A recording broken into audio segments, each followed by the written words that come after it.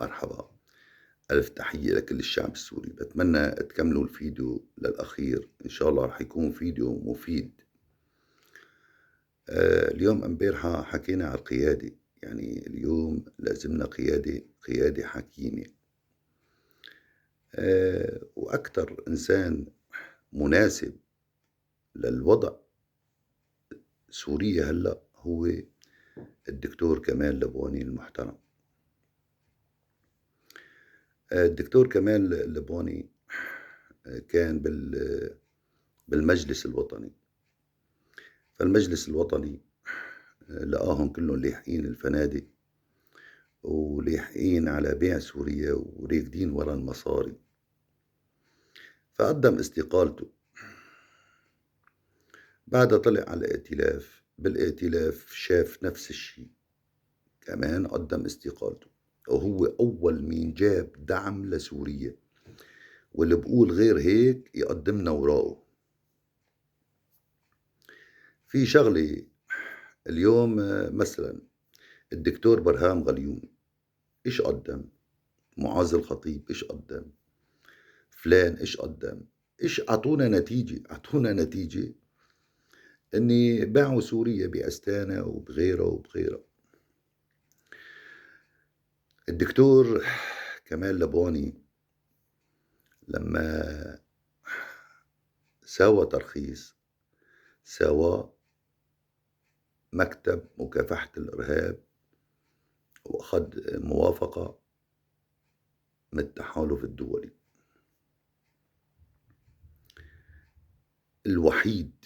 الوحيد اخذ موافقة من التحالف الدولي هو الدكتور كمال. أنا بتمنى على الشعب السوري يعيش في الواقع. اليوم الدكتور كمال عمره 70 سنة، يعني ما بده غير يوصل سوريا لبر الأمان. لك حتى لو حطيتوا إيدكم هلأ بإيده، وهداك الوقت التحالف بدعم. لما يعني هو الوحيد عنده مشروع وطني، الوحيد عنده مشروع وطني و يعني مشروع دولي كامل. واللي بحب أنا بدعي المثقفين والأحرار والفقراء بدعيهم كلهم إلى منبر الدكتور كمال اللبوني، لأنه هو المنقذ الوحيد لسوريا. واللي بقول غير هيك يعطينا إثباتاته وأوراقه. اليوم ترخيصه واضح وأموره واضحة، واليوم هو الوحيد عنده اتصالات بالكونغرس الأمريكي وبالتحالف الدولي وإله مكانته. قلت لكم هز دول، والله هز دول. يعني في تركيا قسما بالله هز النظام التركي. نعم هو الوحيد اللي محافظ على استقرار اللاجئين، يعني بقدر إمكانه. هو الوحيد اللي طالب بالسجناء المغيبين.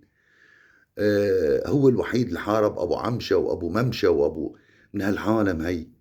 لك مو حرام ضابط عميد يجي يضرب له تحية لهذا أبو عمشة أو لفهيم عيسى؟ لك شو هاد. المهم أنا اليوم بطلب أني أنت تكونوا معين له، معين. والله أنا يعني يعني أنا بتواصل مع ناس كتير بتواصل مع ناس كتير.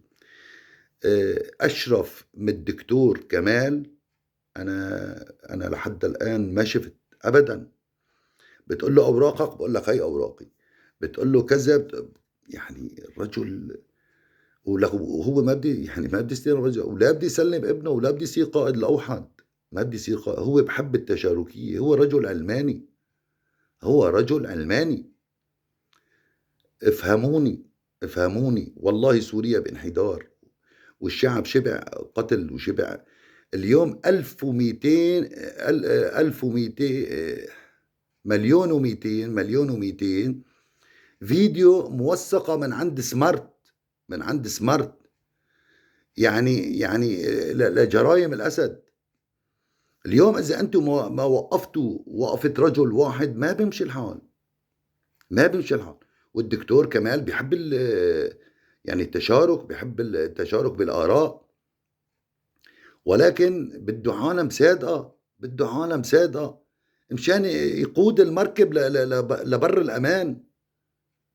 وشايفين أنتم كتران الجريمة، لك الجريمة كترانة، والله كل يوم بيخبروني في جريمة جريمتين ثلاثة بحلب، على مستوى حلب. بقى كيف على مستوى اللاذقية، وعلى مستوى حماة وحمص ودمشق؟ يعني اليوم بالنسبة للأطفال، الأطفال عندكم هلأ قال على أساس إن هو تحررت سوريا من 2018، بشار الأسد حرر سوريا من 2018. في أطفال مغيبة من 2018 ل 2023 أكثر من 100,000 طفل، بضبط نظامي، بضبط نظامي من عند من عند دولة الأسد، يعني من المخافر. ضبوطة نظامية 100,000 طفل مغيب. طب هال 100,000 طفل وينهم؟ وينهم؟ مين عم طيلف فيهم؟ ما في غير عم بيشتغل الدكتور كمال. الدكتور كمال عم بيشتغل على إعادة حقوق الشعب السوري. فأنا بتمنى منكم تفهموا وتوعوا. واليوم انتوا لا تكونوا شتامين، لا تكونوا شتامين. الإنسان الصح ما بيشتم، الإنسان الصح بيناقش، بيعطي أفكار. ألف تحية للأحرار، ألف تحية للشرفاء.